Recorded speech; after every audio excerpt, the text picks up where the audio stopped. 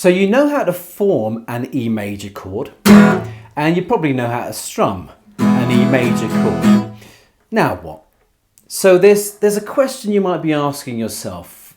What can I actually do with this chord while I'm playing? Now, I'm not talking about, you know, chord transitions. I'm not talking about how many songs you can learn or how many chords you can learn. What I'm talking about is when you're actually in the middle of a song, in the middle of a bar or a number of bars of the same chord, let's say the E major chord, and you know, you want to avoid a little boredom because, you know, doing this while it's solid, it can lead to a bit of boredom, right?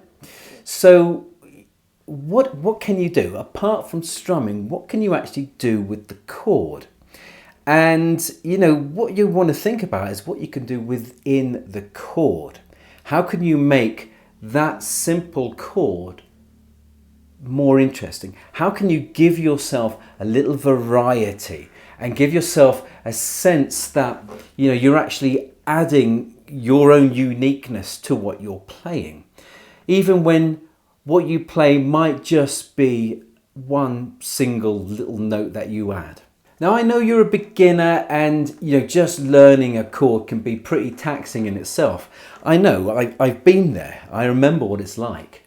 And so what I want to do is just to focus on one chord, and it's going to be the E major chord, because I think the E major chord has got a great sound. It's a nice full sound. You can play all the strings. You don't have to worry about trying to dampen a string or whatnot. And all the fingers are pretty close together, so there's no stretching involved, which is another great thing to avoid. And also because with the E major chord, there are a couple of really nice things that you can do with this chord. I'm also going to tell you how I came about these little fiddly parts that I play in the songs. I mean, I wasn't taught them. I did have a guitar teacher many years ago, and I would wholeheartedly recommend that you get one. Face to face is so good. But these techniques came through me through many years of playing and through watching other guitar players. And I think that's a really important thing. If you watch what other guitar players are doing, see what this hand is doing and what this hand is doing, try and steal what they're doing. Experiment. So I want to start with what I think was probably the first thing I ever did to a chord. And it's something that I think is very poppy, and it's something that I learned from the Kinks. And the song is called Dandy. I think it's 1966.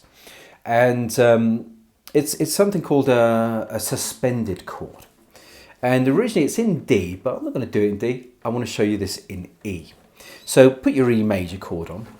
Now take your little finger and put it just on the second fret of the G string. So you're kind of tucking it in really nicely in behind the second finger, and the third finger, this one here.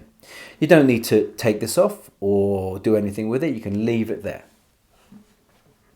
And what it sounds like is this. So I'm going to play an E and then this suspended thing. 1, 2, 3, 4.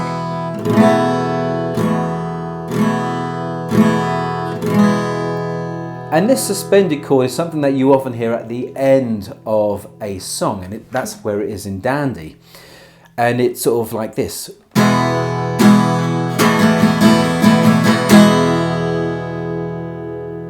It's a really common way to end a song. And you hear the way the chord resolves itself the moment you take off that little finger. But it's not just at the end of a song that you're going to use it. You can use it in a bar, in the middle of a song. So if you've got a number of bars of the E major chord, you can just add it and then take it away in the bar. And a song that I like to do that with is Chris Christopherson's Help Me Make It Through the Night. Like this.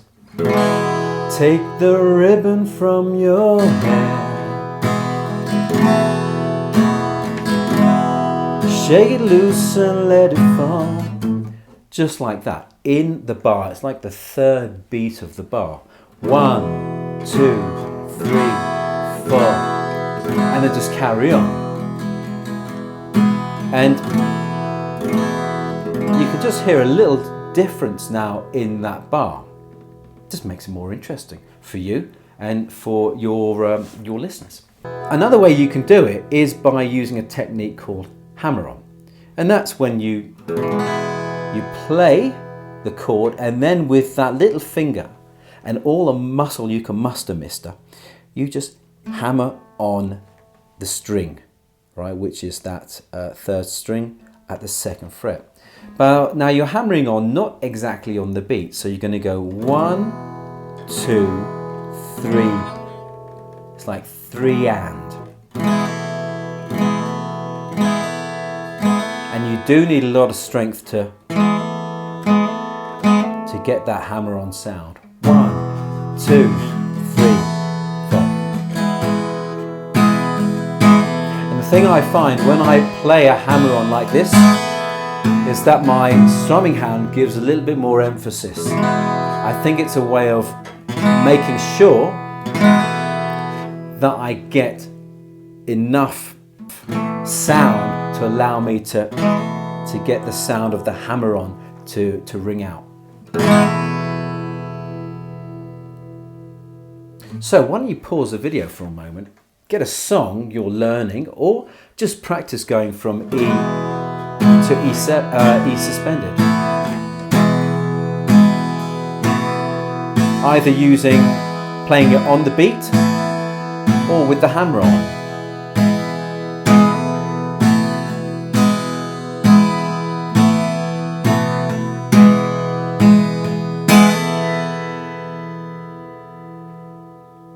And if you leave it on, it always, it feels like life is incomplete. That's better. Now, pick strumming is a great way to really jazz up what you're playing. And this is a very basic way of doing it. Pick, strum, strum, strum. Pick, strum, strum, strum.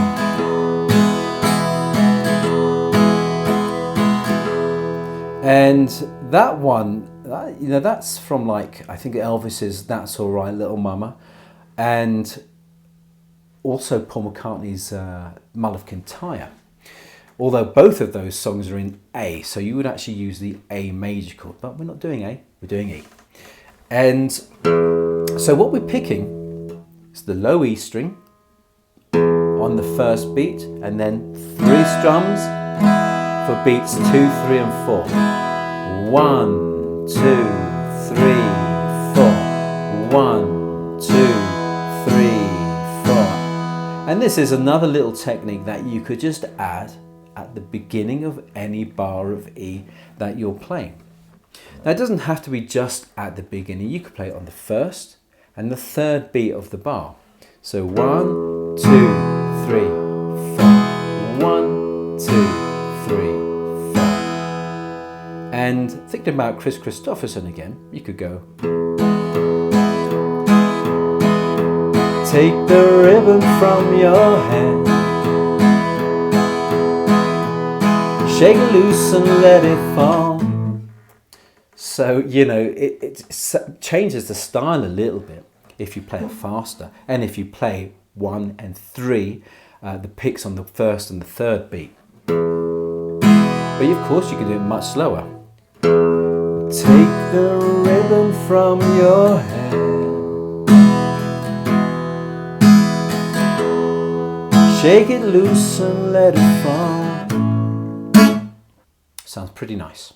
So how about, now that we've got those two things, why don't you pause the video, give it a try. Just try pick strum. But for now, what we're going to do is combine those first two elements, because that's one of the great things. It doesn't just have to be one technique for one bar and then another technique for another. You can put them into one bar. So you could do 1, 2, 3, 4. Pick, strum, strum, strum. Pick, strum, suspended. Pick, strum, strum, strum.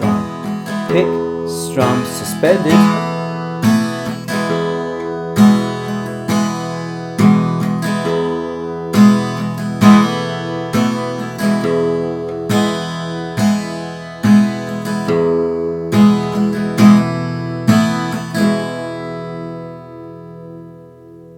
So I had the first bar of just pick, strum, strum, strum, and then the second bar of pick, strum, hammer on for the suspended, strum.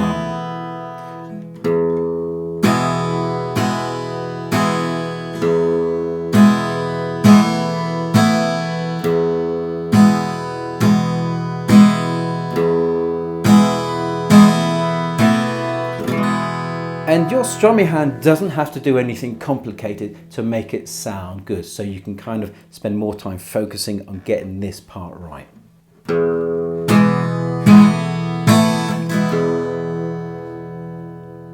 Okay, have a listen to this intro. It's a classic song, and listen especially to the ending. 1, 2, 3, 4.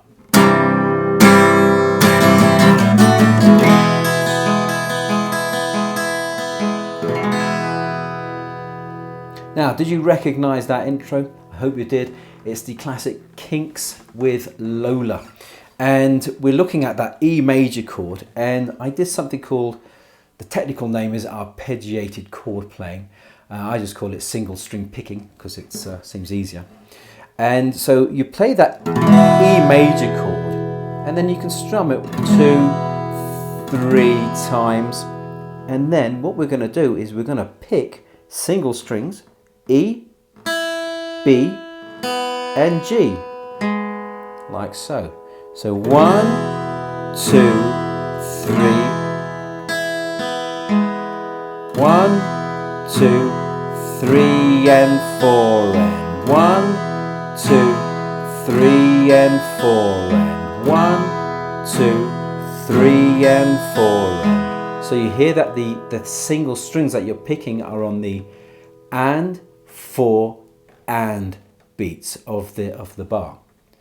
1, 2, 3, and 4, and 1, 2, 3, and 4, and that's the simplest way you can do it, I think, and it's very effective. 1, 2, 3, and 4, and. That's the simplest way. I think it's a really good thing to try. And the great thing about that particular technique, the single string picking, is that you can actually do it with any chord, any open chord. You could do it with C, you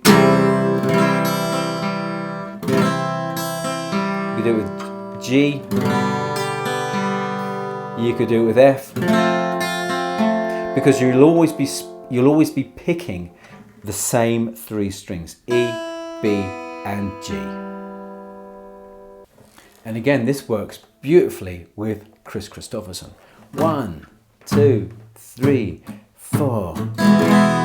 Take the ribbon from your hair,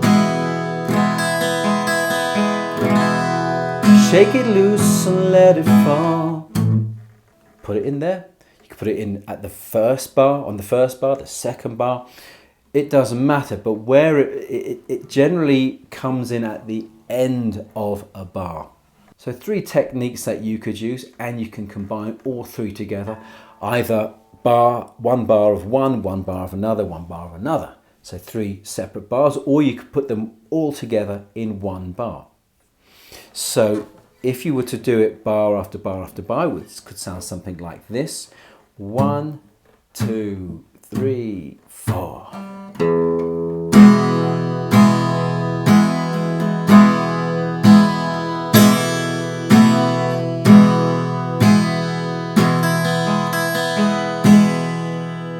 So you had a pick strumming, a bar of pick strumming, a bar with the hammer on, and a bar with the single string picking.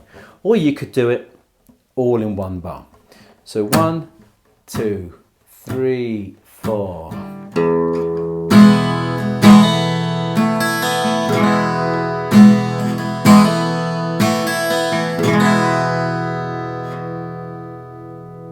I've been doing it at a relatively slow tempo, but you could play them at pretty much any speed, you know, and whether it's slow, medium, or pretty fast, because they're not just techniques for country playing or for pop playing. You can hear single string picking in all sorts of different types of music, even metal music, and give it a try, and try it with this here. Here's a 12-bar blues progression in E. There's going to be long sections of E that you can play. The chords will be on the screen for you. The progression will be on the screen for you. Give it a try. Thanks so much for joining me today. Happy strumming.